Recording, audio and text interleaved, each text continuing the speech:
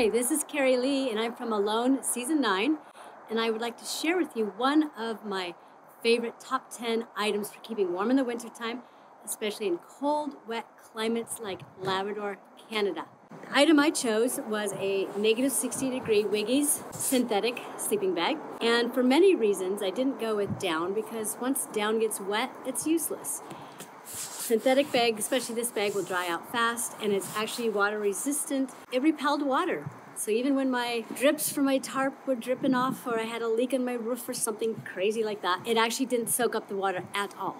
And that was great. So this is obviously not a sleeping bag you would take out backpacking, but it does the job. You take it out of the bag. It comes with a pillow. Unfortunately, I did not get to bring the pillow with me on the trip, but I get to use it some other time. You can also order little down slippers to go with it to keep your feet toasty warm while you're sleeping.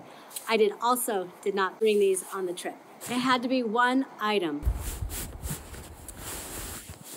So here's the bag.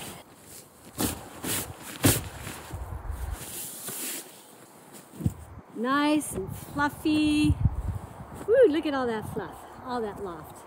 So there's a few things I like about this bag and a few things I don't like about this bag. And I also made some improvements to it that really, really helped. Like, it would have been a different experience had I not changed this up a little bit. What's amazing about it is that it's very hard to burn.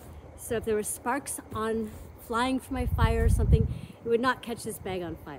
That was key. And two, like I said, it repelled water, so I didn't soak up water. That's also key for staying warm. The bottom has extra insulation to keep your feet warm. That's a beautiful thing. And if you notice all this fluff, all this loft, I would say, 4 to 6 inches of loft on top really, really keeps you toasty warm. However, on the bottom, there's hardly any loft. Maybe 1 inch. So I would say maybe 1 inch to 4 inches on top, which is not ideal because I don't have a pad. I don't have anything insulating me from the ground except for boughs and materials that I collect from the forest. So what I would have to do, I had layers and layers and layers of boughs trying to get that ultimate sleep number, go from a sleep number 4 up to sleep number 7, and the boughs would crush down, add more boughs. So I had to do that to insulate me from the ground, from sucking the heat out of my body.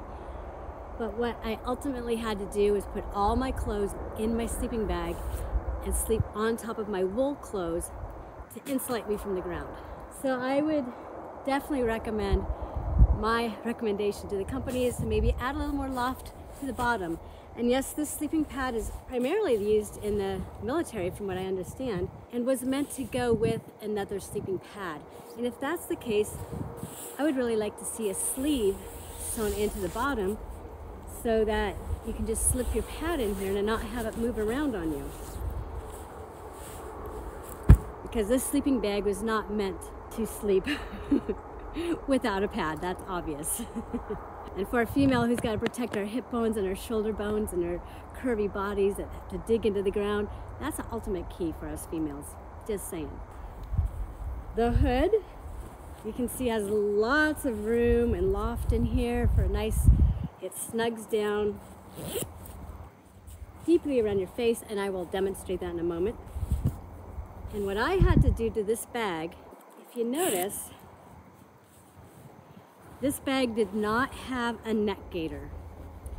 That's the gaiter that goes around your neck that keeps cold air from coming in and your body heat from escaping out around your head. Keeps your shoulders warm because our bodies go like this and then out.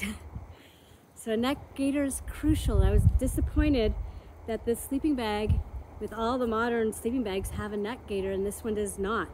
And I called the owner and asked him, like, are you planning on putting neck gaiters in here, or do you make them with neck gaiters? And he really didn't want to talk to me about it. Like, okay, sorry. So I took a zipper gaiter from my parents' 1970s down sleeping bag, the little strip that goes along the zipper, cut it out, and then I sewed it into this bag so that I could have a neck gaiter around here. That was critical for me to keep warm. And 0 and sub-0 degree weather. I also added this luxurious wool. This is actually quilting material. It's a thin material of 100% wool, and I love the color. And I bought that and I sewed a lining into my sleeping bag. This was also, I can't believe what a good decision that was for me to make. One, I personally do not like synthetic material against my skin. It's cold to the touch. Every time you move, you have to warm up the sleeping bag again. This wool is soft to the touch. I could move around. I was always warm, and it gave me a little bit more warmth. But what I didn't count on was how crucial the wool on the inside of the sleeping bag would be. Because when it got cold, I would heat up rocks by the fire, and I'd have 3 rocks. I'd have a big one that I would stuff down at the bottom to keep my feet warm, because your feet are always cold. And then I had 2 rocks I'd put on my side, keep my body warm on both sides. And then I had a little rock, just a little one this big, that I would put right on my sacrum, right here. And that would warm up my little butt cheeks there. And then of course, as I move around all night, the rocks would warm up different parts of my body as I moved around. And because I had wool on the inside, I didn't have to worry about the rocks melting my synthetic bag, because wool's not gonna melt, right? All right, so now I'm gonna demonstrate how this bag really works. Like I said, I put a gaiter not only around the neck to keep the air in my body, around my body, I also put a gaiter, there is a gaiter, excuse me, around the zipper. One mistake I made, and just because I ran out of time, was that when I put the liner in, I didn't make this stitch right along here to make and accentuate that gaiter around the zipper. So, my bad, this is what happened. One night I had a really hot rock, probably a little too hot, and I put it inside. Of course, I have my clothes off, my boots off, and the fire's over there. I took this rock and put it in here, and I just kind of shoved it off to the side. No problem, it'll cool down, won't take that long. Unfortunately, what it did do, because I didn't have this gaiter in place, it melted my zipper.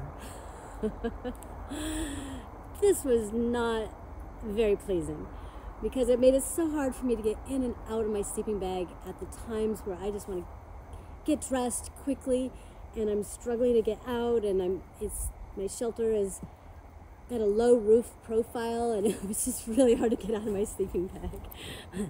The last few weeks out there were pretty difficult, so I kind of have to wiggle in here.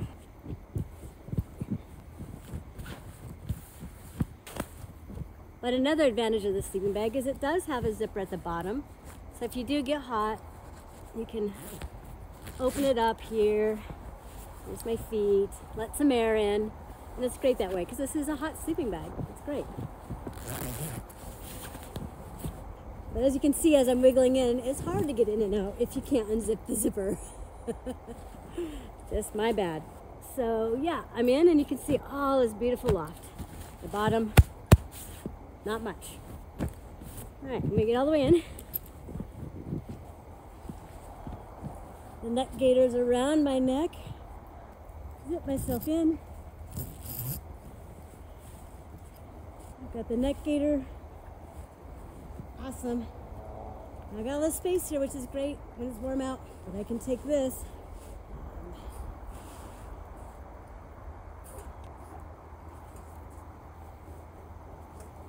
And now I have enough room for my face, but on cold nights, this wasn't enough.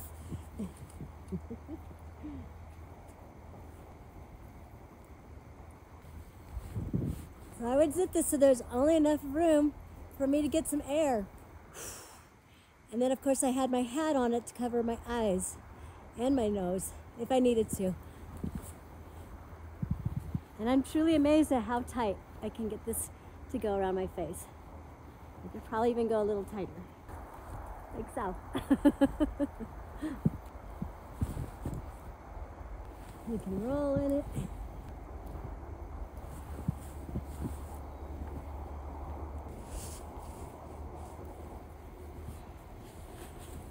So all in all, I was really happy with this bag, and it would have been a totally different experience for me on the show without the lining that I had added to it. And yes, next time I will add that one more seam to keep that zipper gaiter in place. Problem is now the zipper's melted, and I'm not sure if it's be cheaper just buy a new sleeping bag and re-sew this in, which was a lot of work, or replace the zipper, which is also a lot of work. The sleeping bags are inexpensive. This one was $275. Oh my God, are you kidding me? Those other big sleeping bags, they're like $800. So this was a really good deal for your money. Add the little pillow in. Like I said, in order to sleep in here, I had to take all my clothes off and sleep on my clothes inside the sleeping bag, which takes up a lot of space, and then every time you roll around or flip around and in your bag, you gotta adjust the clothes because they gotta stay in the bottom of the bag between you and the ground. It was a lot of work to roll around and move in your sleeping bag at night, which I didn't like, but we had very long nights and lots of time to rest. So. Anyway, that's my review on this bag. It's kind of a love-hate thing. I loved it. Parts of it I hated. I made improvements, and in the end, I loved it that much more. I recommend it, but think about making some adjustments to it so it suits your needs. And again, I would also put a sleeve on the bottom so you can slip a pad in there. It's kind of a no-brainer to me. All right, take care and have a wonderful day.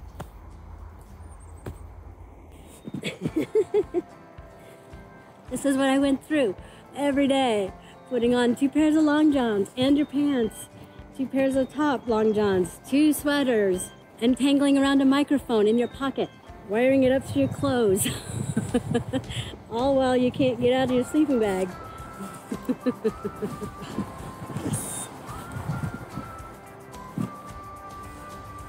And my recommendation to the owner who makes these bags, I would consider doing a little more upgrade with the neck gaiters, and maybe a softer lining in there that's warm to the touch and not cold to the touch. Otherwise, awesome sleeping bag.